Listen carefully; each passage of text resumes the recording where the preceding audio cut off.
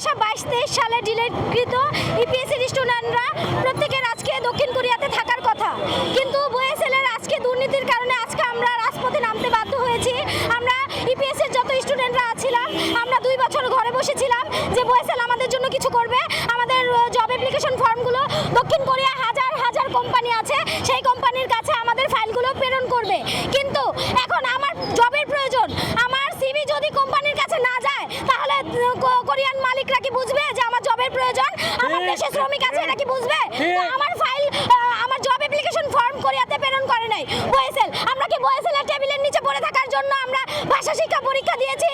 Skill test পরীক্ষা দিয়েছি, medical পরীক্ষা দিয়েছি, আমরা কত ভোগান্তির শিকার হয়েছি, আমরা কত ধৈর্য ধরে অপেক্ষা করে মেঘ বৃষ্টি সব এক করে আমরা পড়াশোনা করে রাত দিন এক করে টাকা পয়সা খরচ করে মেধা শ্রম দিয়ে আমরা আজকে এই জায়গায় এসেছি, রোস্টার হয়েছি। তো রোস্টার থাকা অবস্থায় আমাদের সার্টিফিকেটের মেয়াদ থাকে 2 বছর, 2 বছরে আমরা ইস্যু পাই হচ্ছে 8টা, মানে হচ্ছে দক্ষিণ কোরিয়ার ভিসা 8 বার বের হয়, 8 বারের মতো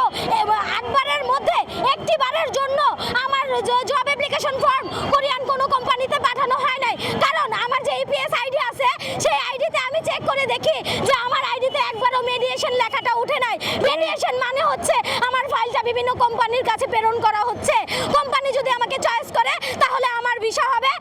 আমার দক্ষিণ কোরিয়াতে কাজের ব্যবস্থা হবে, কিন্তু আমি 2 বছরের মধ্যে আমি একটি বারের জন্য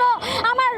ইপিএস আইডির মধ্যে কখনো দেখি নাই যে আমার ফাইল একটি বারের জন্য মেডিয়েশন লেখাটা উঠেছে। তো এটা সম্পূর্ণ দায়ভার বয়েসেলের ব্যর্থতা, বয়েসেলের অর্থলোভ, বয়েসেলের কালোবাজারি ব্যবসার কারণে আজকে আমরা রাজপথে এসেছি। আমাদের আজকে থাকার কথা ছিল দক্ষিণ কোরিয়াতে, একটি মায়ের 2টি সন্তান, একটি সন্তান দক্ষিণ কোরিয়াতে, একটি সন্তান বাংলাদেশের এই ঢাকা শহরের রাজপথে। কেন এই বৈষম্য? আমরা তো 2024 সালে আন্দোলন করেছে যে সরকারের বৈষম্য বিরোধী সরকারের বিরুদ্ধে, তাহলে আজকে 2026 সাল পর্যন্ত আমাদের কেন বৈষম্যের শিকার হতে হচ্ছে? এই বিষয়ে প্রশাসন কেন চোখ খুলছে না? আমাদের দুর্নীতি দমন কমিশন, আমাদের দুদক কোথায় গেল আজকে কেন তারা হাতিয়ে দেখছে না যে এখানে কোটি কোটি টাকার যে সার্কুলার বাণিজ্য চলছে বয়েসেলের মধ্যে, এবং টাকার বিনিময়ে 16 থেকে 25 লক্ষ টাকার বিনিময়ে যে আপনার ভিসা বিক্রি হচ্ছে, এটা কেন দেখছে না হাতিয়ে? অবশ্যই আমরা জানি, আমরা সব সময় শুনে এসেছি, আমরা এখানে 22-23 সালের যত ডিলেটকৃত আছে প্রত্যেকে ন্যূনতম এসএসসি পাস, তারপরে কেউ আছে inter honours pass, masters pass, এখানে অনেকে আছে ব্যবসায়ী, অনেকে আছে স্টুডেন্ট। তো আমার কথা হচ্ছে যে এখানে তো আমরা